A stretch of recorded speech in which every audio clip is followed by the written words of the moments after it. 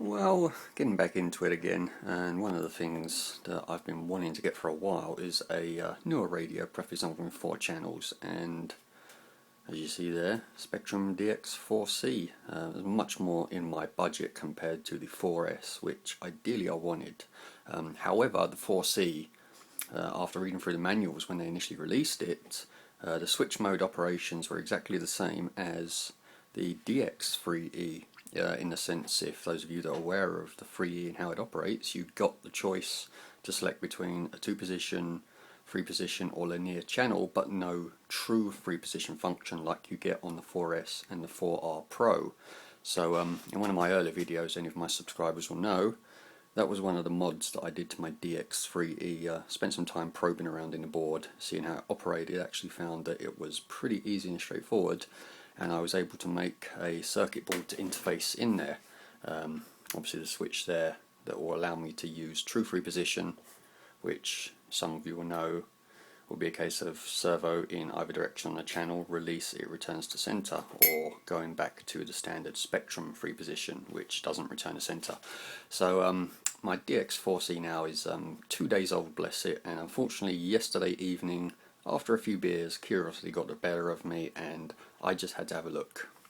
So obviously, as most of us know, the 4C, it's just a 3C in a nice flat black casing and new antenna, which, you know, it does give it overall a pretty good look. And so basically everything's, by the looks of it, been ported over from the 3C design, obviously just with changes in the firmware, maybe a few circuit board alterations to give you that much needed 4th channel. And as I said, like the DX3E, the DX3C, and I believe it's the 3R Pro, you get the option of 2 or 3-position channel or linear, but no true 3-position. So upon investigating, you're probably not going to be able to see this, but just to the right of the wires there, going out of focus, is the markings on the board. Now on there, and also on the Switch E PCB here, markings are still saying DX3C board, which hopefully, as long as they use the same resistor values, didn't change the components when they were sharing these boards across to the new design, would potentially open up compatibility for the older DX3Cs. And those of you that haven't guessed where this is going already, if you haven't seen my previous videos, after investigating last night and checking things out, the overall assumption after I've done this is that I can mod the channels on this, the 2 aux channels, to operate as true 3-position, just like my DX3E. Only differences I need to make, because there are 4 separate pairs of switches there for each of the front switches, A, B, C, D and E, for the thumb switch there and the trigger grip. I've got to make some very different alterations to the board, so that regardless of what switch you want to use, then it will just be a case of bridging across a couple of solder traces, depending on if you want switch A, B, C or D, so that the individual resistor values for the switch being pushed in either direction will be correct and going out. So rather than me making several different versions or just making one and then the customer having to tell me what channel they want to use it on, you know, so I put the correct resistors on, this gives flexibility. If you eventually decide you want to use a different switch for your aux channel, then you can just unbridge the solder trace that you originally done, change a new one over, and away you go. With my DX3E, because there was only a couple of switch points involved, it would mean soldering a couple of wires to, you can see those small solder mounts there from the switches. However, what I've worked from this, there's 3 wires there. One is ground, and you've got 2 that if you meter them, they rest at 3.3 volts, which means they are using pull-ups on the inputs to the microcontroller. So this switch thing here is actually split into 2 separate banks, so it's 2 switch options per bank, giving you the 4 going to 2 separate inputs on the microcontroller, and the same for switch E down there. However, they have the JST ZH connectors on them, which means I can design a new board which requires absolutely no soldering to install when it's done. It will just be a case of unplug whichever switch bank you want to use in it, connect it up, and obviously had the solder bridges done, and when everything's installed there's actually quite a large amount of room here where a board can fit. So it's going to be user friendly more in the end, for the sense of installation, no soldering, unlike the DX3E mod, which did require a bit of soldering to get that hooked up.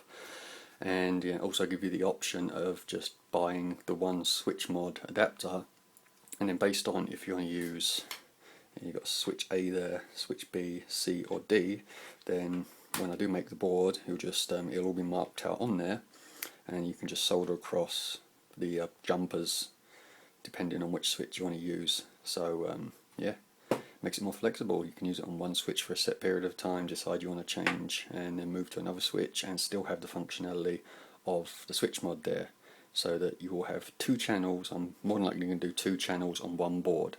So one board, whether you just want to change one channel, or if you're going to use both channels that you want true 3P, it gives you the option. And as with the DX3E, there will be a method of switching 3position for each of those two aux channels on or off.